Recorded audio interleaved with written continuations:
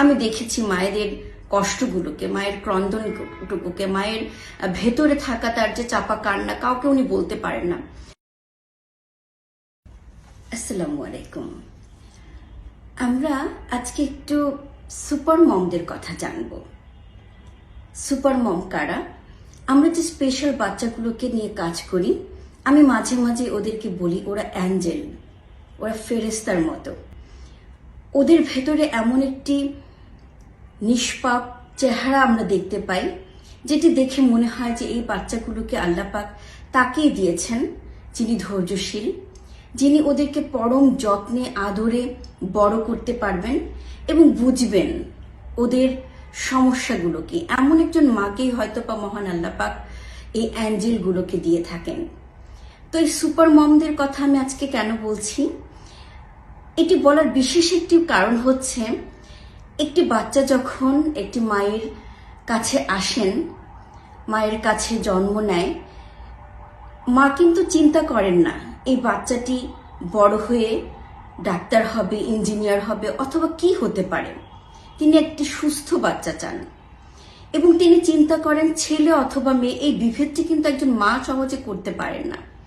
তার শখ থাকে যে তার বাচ্চাটি সুস্থ হবে, স্বাভাবিকভাবে বড় হবে এবং একজন ভালো মানুষ হবে। একটি বাচ্চা যখন এই যে স্বাভাবিকতার কথা বলছি, ভালো মানুষ হওয়ার কথা বলছি, এখান থেকে যখন সে পথ বিচ্যুত হয় আমাদের কতটা কষ্ট লাগে। তাহলে সেই মায়ের কতটা খারাপ লাগে, কিংবা তিনি কতটা স্যাক্রিফাইস করে, কতটা ধৈর্যের সাথে একটি স্পেশাল বাচ্চাকে, একটি প্রতিবন্ধী বাচ্চাকে তিল তিল করে বড় করেন। এরপর যদি ওনাকে পরিবার থেকে শুনতে হয় যে এই বাচ্চাটির আজকে এই অবস্থা হওয়ার জন্য মা দায়ী, তাহলে এটা কেমন কথা হলো? একটি সন্তান জন্মের জন্য একজন বাবা এবং মা সমানভাবে দায়ী।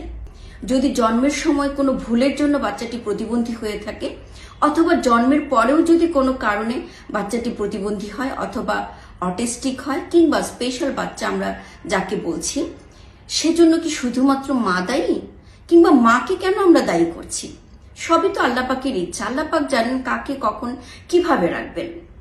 আমাদের তো উচিত এই মাটিকে আরো বেশি সাপোর্ট দেওয়া, পরিবার থেকে, বাবা থেকে শুরু করে পরিবারের প্রত্যেকটি মানুষকে উচিত এই বাচ্চাটিকে পালার জন্য, লালন পালন করার জন্য আরো বেশি কনসেন্ট্রেশন দেওয়া এবং অন্য একটি স্বাভাবিক বাচ্চার চাইতে তার প্রতি বেশি যত্নশীল হওয়া, মাকে সহযোগিতা করা। কারণ মায়ের কিন্তু একটি মাত্র বাচ্চা থাকে না, এমনও হয় যে পরিবারে তার আরো দুটি বাচ্চা আছে, তাদেরকে স্কুলে নিয়ে যাওয়া, নিয়ে আসা, কিংবা খাওয়ানো, পড়ানো, বাসার যে রান্না বান্না আছে, ইভেন সামটাইমস এমনও দেখা যায় তারা চাকরিও করছেন সেটির সাথে।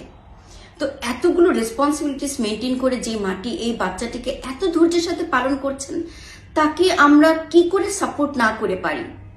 আমরা তার দিকে কেন সহযোগিতার হাত বাড়িয়ে দিচ্ছি না? আমি যেহেতু আসলে এই বাচ্চাগুলোকে নিয়ে কাজ করছি বহুদিন, আমি দেখেছি মায়েদের কষ্টগুলোকে, মায়ের ক্রন্দনটুকুকে, মায়ের ভেতরে থাকা তার যে চাপা কান্না, কাউকে উনি বলতে পারেন না।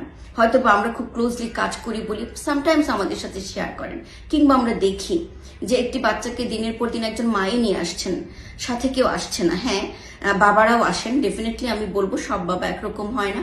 অনেক বাবা আছেন যে মায়েদের মতো করে সমানভাবে তাকে সহযোগিতা করছেন, কিংবা সমাজে তাকে ইনক্লুসিভ করার চেষ্টা করছেন। তার যে প্রবলেমগুলো হচ্ছে সেগুলোকে তারা সমানভাবে মায়ের সাথে শেয়ার করে বাচ্চাটিকে স্বাভাবিক করার জন্য আপ্রাণ চেষ্টা করে যাচ্ছেন। আমরাও চেষ্টা করছি। আমরা চাইবো, আমরা মনে করব, আমরা এটা ভাবতে চাই যে এই ধরনের যে বাচ্চাগুলো আছে তাদের মাকে, বাবাকে পরিবার থেকে সহযোগিতা করবেন, মনের শক্তি বাড়াবেন, সাইকোলজিক্যাল সাপোর্ট দিবেন। ইভেন তাদেরকে সামটাইমস এমন আছে যে একজন মা হয়তো অসুস্থ, আজকে তার বাচ্চাটিকে স্কুলে নিয়ে যেতে পারছে না, কিংবা ট্রিটমেন্টের জন্য নিয়ে যেতে পারছে না। সেই ক্ষেত্রে আমরা কি পারি না অন্য একজন তৃতীয় ব্যক্তি এসে বলতে যে আচ্ছা ভাবি, কিংবা আপা, কিংবা বৌমা, আজকে তুমি রেস্ট নাও, আজকে তোমার বাচ্চাটির দায়িত্ব আমার। আমরা সেই দিনের অপেক্ষায় আছি। অ্যাটলিস্ট একটি বাচ্চা যদি নিজের কাজগুলো নিজে করতে পারে, একটি বাচ্চা যদি তার নিজের ভালো মন্দটা বুঝে, একজন মা যে কতটা খুশি হন, সেটি আসলে সেই খুশিটি, সে আনন্দিটা আমরা দেখেছি আর দেখি বলেই আমি সেই মায়েদেরকে বলি সুপার ওম্যান কিংবা সুপার মম। অনেক ধন্যবাদ সবাইকে।